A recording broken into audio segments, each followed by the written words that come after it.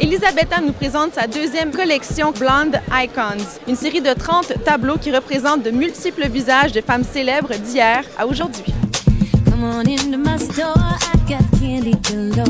Peux-tu me parler de ton vernissage, du thème de la soirée? Le thème, c'est icône blonde. J'ai voulu dédier une collection aux personnalités blondes qui ont marqué l'industrie du show business. C'est tous des personnalités qui sont venues me chercher d'une façon ou d'une autre, soit par des événements qu'ils ont vécu dans leur vie, par leur cheminement de carrière, juste une question de passion envers elles. Me Too, juste ici? Me Too, parce que j'ai vécu en Italie pendant 4 ans quand j'étais jeune et je suis arrivée à Montréal quand j'avais 8 ans. Et je me rappelle que la seule personnalité que je connaissais, c'était Me Too. J'ai beaucoup aimé son cheminement de carrière aussi, le fait qu'elle était chanteuse quand elle était jeune, qu'elle a fait de la radio, qu'elle a fait toutes sortes d'affaires. Et c'est tellement une belle femme.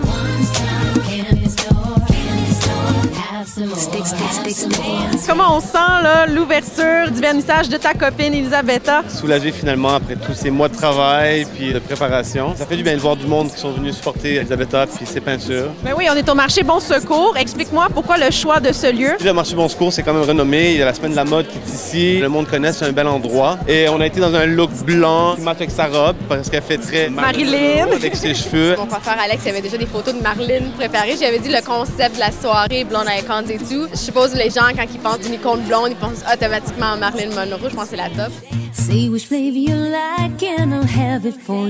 Quelle est ta peinture préférée ce soir? Alors moi, j'en ai plusieurs de préférées, mais ma favorite, ça doit être Ursula Andress. James Bond. La fille de James Bond. On connaît tous l'image de la fille qui sort de l'eau avec son couteau sur le bord de la jambe. Comment tu trouves le vernissage d'Elisabetta Blonde Icons?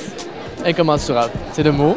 C'est très coloré, c'est un peu son effigie. Côté technique, comment t'aimes ça, Andy Warhol? C'est vrai qu'il y a quelque chose d'Andy Warhol, hein. Il y a quelque chose de Zilon aussi, quand on regarde celle de Deborah Harry là-bas. Je trouve sa technique incroyable. Il y a des gens qui disent que ça fait Andy Warhol un peu, mais je pense à cause des couleurs. Puis c'est sûr que Andy Warhol, c'est vraiment mon genre de personnalité, puis de personne farfelue, artiste. Moi, je suis très là-dessus, donc il m'influence beaucoup.